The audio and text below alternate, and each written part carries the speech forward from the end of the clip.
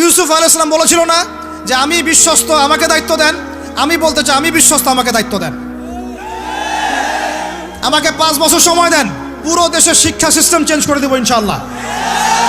Play group থেকে play group থেকে নিয়ে মাস্টার্স পর্যন্ত এমন শিক্ষানীতি প্রণয়ন করা সম্ভব যে আমাদের বাচ্চারা একদম প্লে থেকে মাস্টার্স পর্যন্ত বাংলা, ইংরেজি, অঙ্ক এবং জেনারেল সাবজেক্টগুলোর সাথে কোরআন হাদিসের একটা অপূর্ব সমন্বয়ে পড়াশোনা করবে ইনশাআল্লাহ।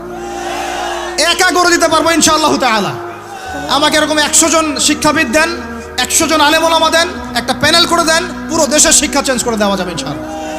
যাদেরকে রেখেছেন এদের মাথায় গোবর আছে, যাদেরকে রেখেছেন এদের মাথায় টাটকা গোবর আছে। বইপত্রগুলোর অবস্থা দেখেছেন? বইপত্রগুলো ঘাটাঘাটি করেছেন? সমকামিতা প্রমোট করছে আমাদের দেশের মধ্যে, ট্রান্সজেন্ডার প্রমোট করছে আমাদের দেশের মধ্যে, আমাদের বাচ্চা কাচ্চা কচি কাঁচা বাচ্চাদেরকে শারীরিক শিক্ষার নামে যৌন শিক্ষা দিচ্ছে। এগুলো আমাদের মুসলমানদের শিক্ষা? এটা চলতে থাকলে দেখবেন অচিরেই কোনো মানুষ বাচ্চাদেরকে স্কুলে পাঠাবে না, এটা অরুচি ধরে যাবে। তখন কি হবে? কোটি কোটি স্কুল, কলেজ, বিশ্ববিদ্যালয়ে খা খা করে পড়ে থাকবে, কেউ পাঠাবে না ওখানে। তখন মাদ্রাসার দিকে মানুষ ঝুঁকবে আরো বেশি।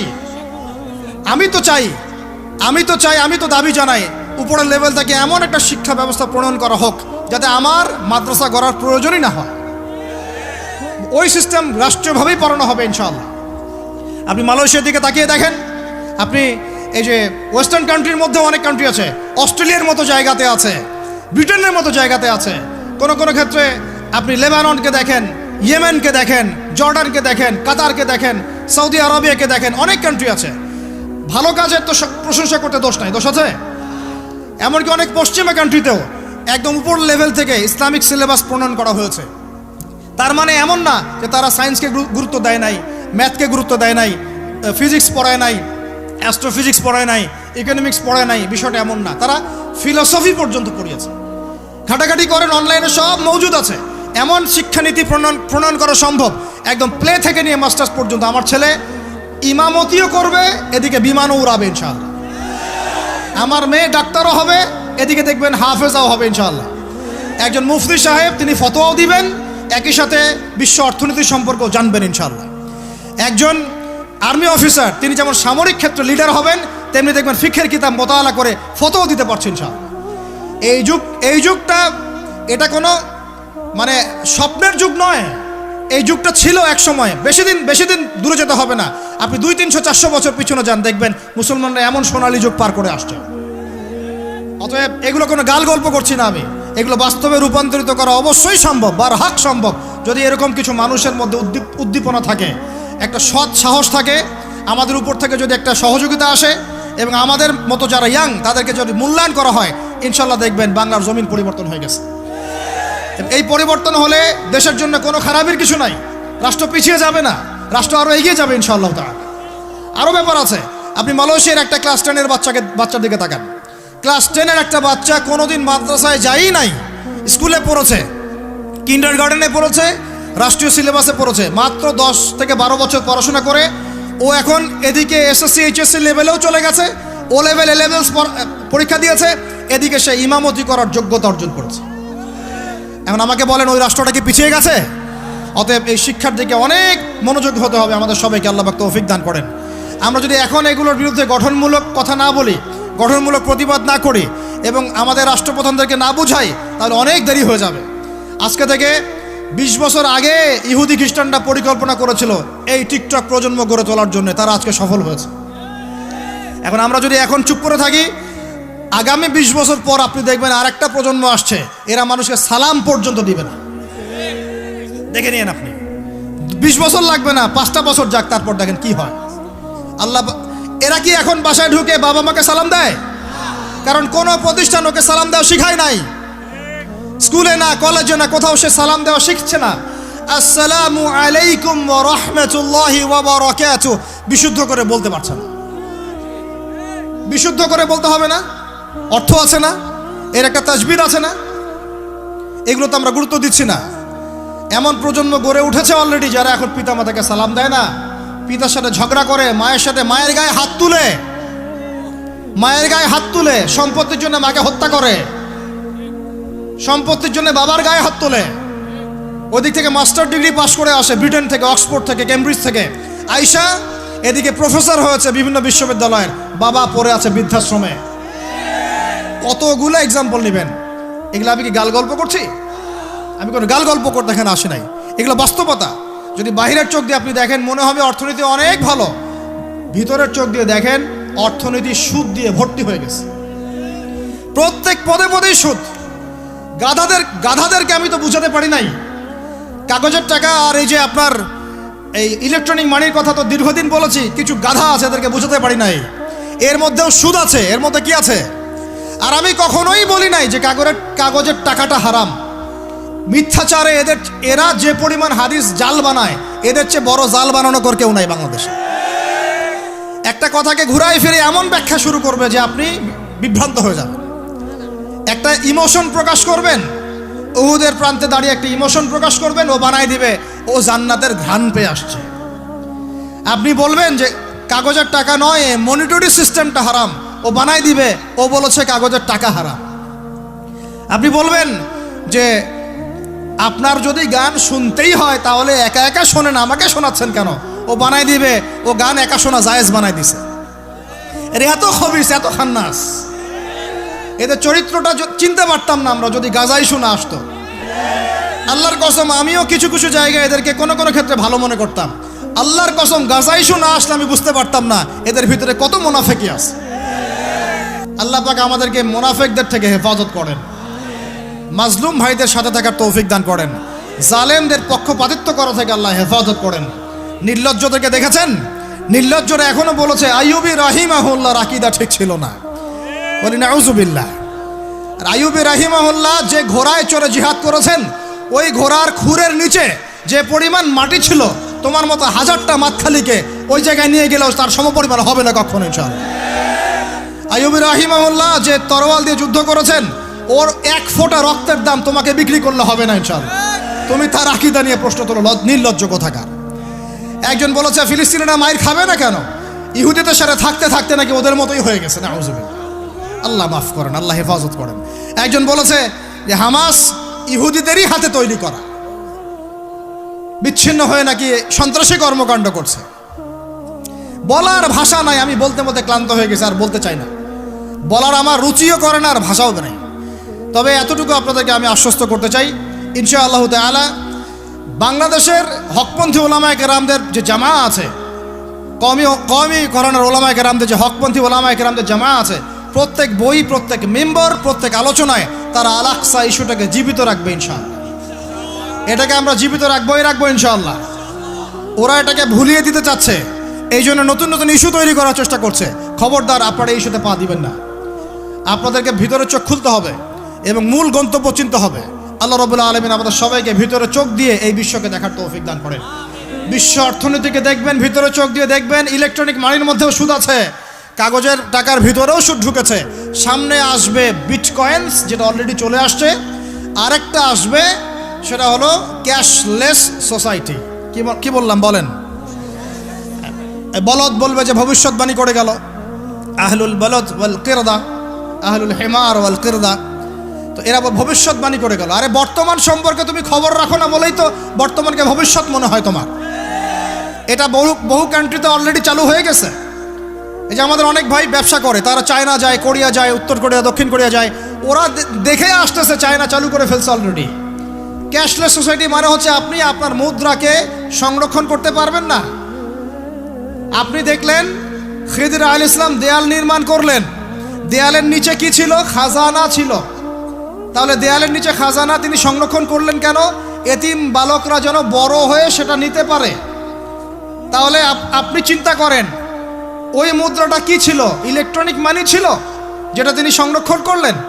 ওই মুদ্রাটা কি কাগজের মুদ্রা ছিল, যেটা তিনি সংরক্ষণ করলেন? ওই মুদ্রাটা কি বিটকয়েন ছিল, যেটা তিনি সংরক্ষণ করলেন? তিনি সংরক্ষণ করেছেন হয় গোল্ড কয়েন অথবা রূপার মুদ্রা। কারণ এটার মূল্য কমে যাবে না। এরা 20 বছর পর বড় হলেও বাবারই সম্পত্তি ফেরত পাবে। এইটা হলো ইসলামিক কারেন্সি, যেটা বিশ্ব থেকে উঠিয়ে দিয়েছে এই IMF, ওয়ার্ল্ড ব্যাংক আর ইউনাইটেড স্টেট এবং এদের যে চালাপালাগুলো সব। আমরা এই ব্যাস ওই সুর মিলাচ্ছি। ওরা কাগজের মুদ্রা দিয়ে সারা বিশ্বটাকে ডমিনেট করছে। তাও আবার এখানে আরও ব্যাপার আছে, কাগজের সব মুদ্রা আবার এক মানের না। একগুলো হচ্ছে হার্ড কারেন্সি, মানে শক্তিশালী কারেন্সি, একগুলো সফট কারেন্সি, মানে নরম কারেন্সি। বাংলাদেশের টাকা কোন কারেন্সি, হার্ড না সফট? এতটুকু তো জানেন। হার্ড কারেন্সি কি? মার্কিন ডলার, মানে মগের মূল্য। একটা কথা হচ্ছে না, মগের মূল্য। মগ কারা জানেন? ওই যে যারা রোহিঙ্গাদেরকে মেরেছিল ওরা এদের বলে মগ। আপনারা তো এগুলো জানেন না। ছোটবেলা আমাদের বাবা মারা ঘুম পাড়াতো না, খোকা ঘুমালো পাড়া জুড়ালো বর্গি এলো দেশে, মনে আছে? বুলবুলিতে ধান খেয়েছে, কি বলেন তারপরে? খাজনা দিব কিসে, মনে আছে? ধান ফুড়ালো পান ফুড়ালো, কি জানি খাজনার উপায় কি, আর কটা দিন সবর করো নাকি রসুন। এখানে কি বোঝানো হয়েছে আপনি বুঝতে পারবেন না তো, ইতিহাস পড়তে হবে। খোকা ঘুমালো পাড়া জুড়ালো বর্গি এলো দেশে। বর্গি মানে এই যে মগদেরকে বোঝানো হয়েছে। ওরা উগ্র ছিল, যেখানে যাইতো এরকম মঙ্গলদের মতো ম্যাসাকার করতো, ফসল বিনষ্ট করতো, ট্যাক্স নিত, জুলুম করতো। ওইটা ভয় দেখানো হতো। ওই জন্য ওদের মূল্যক, ওদের এই যে আগ্রাসনটাকে বলা হয় মগের মূল্যক। মগের মূল্যকের ব্যাখ্যা বুঝলেন? এটা মগের মূল্য। ওরা এখন হার্ড কারেন্সি দিয়ে মগের মূল্যক। কীরকম? যে সারা বিশ্বের সফট কারেন্সিগুলো আমার কারেন্সি দিয়ে নির্ধারিত হবে, মানে আপনার 100 টাকা সমান সমান ওর $1 মগের মূল্যক। কেন আমার 1 টাকা সমান সমান তোমার $1 হতে পারে না? হতে পারে না? এটা করতে দিবে না, কারণ এটা করলে আপনার অর্থনৈতিক অবস্থা অনেক সমৃদ্ধ হয়ে যাবে এবং আপনি তাদের সমান হয়ে যাবেন। আপনি যে দামে তেল কিনবেন তাকেও সে দামে তেল কিনতে হবে। তো ওরা এটা ধরিয়ে দিল। শুধু তাই না, IMF এর মাধ্যমে, ফেডারেল রিজার্ভের মাধ্যমে, ওয়ার্ল্ড ব্যাংকের মাধ্যমে তারা এটাকে আমরা দ্বিতীয় বিশ্বযুদ্ধের পরের কথা বলছি আর কি। ওই সময় ব্রেটন উড কনফারেন্স হয়েছে, পড়ে দেখুন। ব্রেটন উড কনফারেন্স হয়েছে, মার্কিন ডলারকে সারা বিশ্বের রুলিং মানে কারেন্সি হিসেবে ওরা নির্ধারণ করলো, মগের মূল্য। এবং প্রত্যেকটা কারেন্সি এর আন্ডারে নিয়ন্ত্রিত হবে এবং টাকার মান, অন্যান্য মুদ্রার মান বাড়বে কমবে এর ভিত্তিতে, আপনার প্রবৃদ্ধির ভিত্তিতে নয়। এবং তার হাতে নিয়ন্ত্রণ থেকে যাবে, যদি আপনি বেশি বাড়াবাড়ি করেন আপনার টাকার মান তারা কমাই দেবে। কয়দিন আগে ইলেকশনের আগে একটা শব্দ শুনেছিলেন অনলাইনে, স্যাংশন দিতে চাই, স্যাংশন, মনে আছে? হ্যাঁ মনে আছে? কি জিনিস বুঝছেন আপনারা? কিছু ওটা বুঝেন নাই। অর্থনৈতিক নিষেধাজ্ঞা কিভাবে দিতে পারে? আপনার টাকার মান তারা কমাই দিবে। তখন 1 কেজি পেঁয়াজের দাম হবে 500 টাকা, 1 কেজি রসুনের দাম হবে 1000 টাকা, 1 ব্যারেল তেলের দাম হয়ে যাবে দেখবেন 10,000 20,000 টাকা। কিচ্ছু করতে পারবেন না। তুরস্কের মতো কান্ট্রি যখন ঘুরে দাঁড়ানোর চেষ্টা করছিল, ওদের লিরার মান তারা বাড়িয়ে দিল একদম, ওটা তো মনে হয় 12,000 পর্যন্ত চলে গেছে। ইনফ্লেশন বলি আমরা এটাকে, মুদ্রাস্ফীতি, ওটা প্রায় 12,000% পর্যন্ত বেড়ে গিয়েছিল, বলি নাউজুবিল্লাহ। এগুলো জুলুম, অর্থনৈতিক জুলুম। বাইরের চোখ দিয়ে দেখলে মনে হবে সুন্দর চলছে সব কিছু, ভিতরের চোখ দিয়ে দেখা শিখলে বুঝবেন অর্থনৈতিক ক্ষেত্রে এই বিশ্বে এই জায়নিস্টরা, ইহুদি খ্রিস্টানরা সবচেয়ে বেশি জুলুম করেছে। আরও আছে, বলতে থাকলে সারা রাত যাবে। এরপরে তারা আরবদেরকে বুঝালো, ইয়া শেখ, আরবদেরকে বুঝালো, হাবিবি, ইয়া হাবিবি, কাছে আসেন, শোনেন, আমরা আপনাদের কাছে তেল আছে, আপনারা তো তেল বয়কট করে দিয়েছেন, আর তেল ছাড়া তো আমাদের যুদ্ধ বিমান ফ্লাই করছে না। তেল কাদেরকে দিয়েছে আল্লাহ পাক? মিডল ইস্টে আরবকে দিয়েছে, ঠিক আছে? এখন হাবিবিকে বলা হচ্ছে আপনারা তো তেল বয়কট করে দিলেন। এটা করেছিল বাদশাহ ফয়সাল, বলেন রাহিমাহুল্লাহ। উনি একজন সাহসী নেতা ছিলেন, এই জন্যই তাকে গুপ্ত হত্যা করা হয়েছে। সাহসী যারা, তাদেরকে গুপ্ত হত্যা করে এদের একটা সুন্নত, এটা মাথায় রাখবেন। খুব ট্যালেন্টেড একজন দেখবেন, খুব ট্যালেন্টেড একজন বিজ্ঞানী দেখবেন, হঠাৎ নাই, তাবাস করে মিসাইল এসে পড়ে গেল। এমন সূক্ষ্ম স্নাইপার দূর থেকে 12,000 কিলোমিটার দূর থেকে মেরে দিলে আপনার কলিজার মধ্যে লেগে যাবে। এগুলো জেনে বুঝেই আমরা প্রতিদিন সকাল করি, সন্ধ্যা করি, আলহামদুলিল্লাহ। কারণ অ্যাটলিস্ট আপনাকে তো জানতে হবে। জেনে নেন, পরে আপনারা চিন্তা করবেন যে কিভাবে লাইফ লিড করবেন। ফাযাক্কির ইন্নামা আনতা মুযাক্কির, আপনি উপদেশ দিন, শুধু আপনি উপদেশদাতা। লাস্তা আলাইহিম বিমুসাইতির। ফাযাক্কির ইন নাফাআতিয যিকরা সায়াযাক্কারু মা ইয়াখশা, যারা আল্লাহকে ভয় করে তারা ফিরে আসবে ইনশাআল্লাহ। তো যেটা বলছিলাম, বাদশাহ ফয়সাল একদম বয়কট করে দিলেন। এবার ওরা এসে বুঝাচ্ছে যে তেল ছাড়া তো আমাদের চলছে না। এদিকে ওদের ডলারের মান কমে যাচ্ছে, মুদ্রাস্ফীতি হচ্ছে, ইনফ্লেশন হচ্ছে। এখন তারা বোঝালো যে ঠিক আছে, একটা চুক্তি করা যাক। যুবকরা ভালো করে শোনেন, এগুলো জানেন না বলেই অনেক সময় আপনি সহি সহি বলে সহি ভুল পথে যাচ্ছেন ভাই। সহি পথেই যাচ্ছেন, বাট এটা সহি ভুল হয়ে যাচ্ছে। কথা বুঝাতে পারছি? সহিহের আড়ালে একটা মারাত্মক জয়ীফার জাল আকিদা আছে, এটা আপনার সামনে সহি দিয়ে ঢেকে দেওয়া হয়েছে, বুঝতে পারতেছেন না। এই জায়গাটাকে ভালো করে বোঝেন। যখন উম্মার সাথে কেউ গাদ্দারি করে তখন সে সহি থাকে না। উম্মতের সাথে কেউ যদি গাদ্দারি করে তখন সে কি থাকে না? সহি থাকে না। এখন আসেন, আমি ধর্মতাত্ত্বিক কথা বলছি আগে। এখানে বাচ্চা ফয়সাল তাকে কনভিন্স করা হলো, ঠিক আছে আমরা তেল কিনবো, আপনাদের কাছ থেকে কিনবো, আপনাদের গলফ কান্ট্রি যেগুলো আছে এদের কাছ থেকে কিনবো, তবে একটা শর্ত, আপনারা তেল বিক্রি করবেন শুধু মার্কিন ডলারে, অন্য কোনো কারেন্সিতে তেল বিক্রি করতে পারবেন না। বলেন নাউজুবিল্লাহ। আপনি বাংলাদেশ গভর্নমেন্ট যদি গিয়ে এক ব্রিফকেসের মধ্যে 1 কোটি টাকা নিয়ে যায়, বুঝেন কথা, বুঝতে পারতেছেন? 1 কোটি টাকা আমাদের টাকা নিয়ে গিয়ে যদি বলে শেখ হাবিবি আমাকে তেল দাও, ওরা বলবে তেল দিতে পারবো না, খালাস, কুল্লু খালাস, এখান থেকে বের হও। কথা বুঝতে পারেন নাই? 1 কোটি কি দিবেন? টাকা, তেল দিবে না। লিখে নেন, দিবে না। কিন্তু সেই 1 কোটি টাকাকে যদি আপনি ডলারে কনভার্ট করেন, ওটাকে ডলার দিয়ে কনভার্ট করেন, করে যদি বলেন হাবিবি তেল, তখন বলবে যে আসো তাআলিলাহি, তেল নিয়ে যাও, খালাস, কুল্লু খালাস। কথা বুঝতে পারছেন?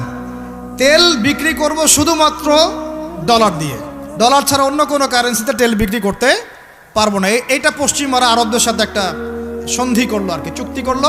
এই চুক্তির নাম হলো পেট্রো ডলার মনিটরি সিস্টেম। বুঝতে পারলাম? Petro dollar monetary system. এর বদৌলতে আরবের মরুভূমি হয়ে গেল এখন একদম অট্টালিকার প্রাসাদ। বোঝা যায়? মরুভূমিগুলো হয়ে গেল কি অট্টালিকার প্রাসাদ, আর বাকি পুরো মুসলিম উম্মার উপর দেখেন কি দুরবস্থা নেমে আসলো। শুধু তাই না, ওই ডলার হলো একদম লিডার, কারেন্সির লিডার। এখন ওই ডলার তেলের মান নির্ধারণ করবে, আপনি টাকা দিয়ে করতে পারবেন। সারা বিশ্বের সবচেয়ে বড় অর্থনৈতিক জুলুম হচ্ছে এই পেট্রো ডলার মনিটরি সিস্টেম। এর চেয়ে বড় কোনো জুলুম হয়নি অর্থনৈতিক জীবন। এখন অনেক ওলামায়ে কেরাম আছেন আপনারা এখানে, আমি জানি উপস্থিত, আপনারা একটু ফিকহের কিতাবগুলো মোতালা করে আমাদেরকে একটা ফতোয়া দিয়েন যে এইরকম মনিটরি সিস্টেম প্রণয়ন করা জায়েজ না না জায়েজ। এটা আপনারা ফতোয়া দিয়েন, আমি ফতোয়া দিতে পারবো। আমি অর্থনৈতিক ভাষায় বলতেছি যে এই মনিটরি সিস্টেমটা পুরো বিশ্বে জুলুম নিয়ে আসছে। এখন আদতে, এখন শোনেন এই অংশটুকু শোনেন, তারপরে আমি শেষের দিকে চলে আসতেছি। আদতে এতে পশ্চিমাদের লাভ কি হয়েছে শোনেন। আমার কাছে এই যে ডলার, এটা আমি ছাপাই আমার দেশে, আমার কারখানায়। আমার খরচ হচ্ছে কাগজ, আমার খরচ হচ্ছে মেশিন, আমার খরচ হচ্ছে কালি। বোঝা যায়? বোঝা যাচ্ছে? আচ্ছা, এখন সেটা আমি বানালাম, ছাপালাম, গিয়ে আমি আরবকে দিলাম, তেল দাও। ওরাই কাগজের টাকাটা নিল, নিয়ে রিজার্ভ করলো, করে মূল যে তেল, এই তেলটা মনে করেন তেল বা সোনা, তেল বা সোনা একই কথা, কারণ সোনার ফাংশন প্লে করছে এখন তেল। এখন তো যেহেতু গোল্ড দিনার নাই, দিরহাম নাই, এই তেলটা তারা নিয়ে ওদের দেশের আন্ডারগ্রাউন্ডে বাংকার আছে, গ্যালনকে গ্যালন তেল রিজার্ভ করতে থাকলো। এমনভাবে রিজার্ভ করতে থাকলো যে বিগত আগামী 30 বছর যদি বিশ্বে কোনো তেল নাও থাকে, ওরা চলতে পারবে, প্লেন উড়াইতে পারবে। ওদের মিলস বন্ধ হবে না, ফ্যাক্টরি বন্ধ হবে না, ওদের ইন্টারনেট সেকশন বন্ধ হবে না, বিদ্যুৎ বন্ধ হবে না, ওদের কোনো কিছুই বন্ধ হবে না, কোনো প্রযুক্তি বন্ধ হবে না। এত তেল তারা এখন রিজার্ভ করলো কি দিয়ে? ওর দেশে ছাপানো বিনামূল্যের ডলার দিয়ে। এবং সেই ডলারটা আমরা নিলাম, নিয়ে আমরা মাশাআল্লাহ অট্টালিকা নির্মাণ করলাম, আর মনে করলাম যে মাশাআল্লাহ আমি তো খুব ধনী হয়ে গেলাম, সমৃদ্ধি অর্জন করলাম। আদতে এখানে পশ্চিমাদের সবই লাভ। আমরা বলি না জালাও তাই কদু, আমরা বলি আম গেল সালাও গেল, তাই না? এখানে আমও তাদের, সালাও তাদের। আদতে আমাদের কিছু নাই। আপনারা হাসতেছেন, কিন্তু এইটা হচ্ছে সারা বিশ্বের সবচেয়ে বড় জুলুম। এখন আমরা তো থার্ড ওয়ার্ল্ডের কান্ট্রি, এটা হচ্ছে যারা বড় বড় ধনী রাষ্ট্র, ওদের অবস্থা হচ্ছে এই। আর আমরা যারা থার্ড ওয়ার্ল্ডের কান্ট্রি, উন্নত বিশ্বের দিকে এগিয়ে যাচ্ছে, আমরা যারা আস্তে আস্তে, যে পথে আমাদের দুর্নীতি বাধা, আমাদের এই যে নৈতিকতার অবক্ষয় বাধা, আমাদের মধ্যে আমানতহীনতা বাধা, এই বাধাগুলো আমাদেরকে আগাতে দিচ্ছে না। তা আমাদের অবস্থা কি হতে পারে তাহলে চিন্তা করেন।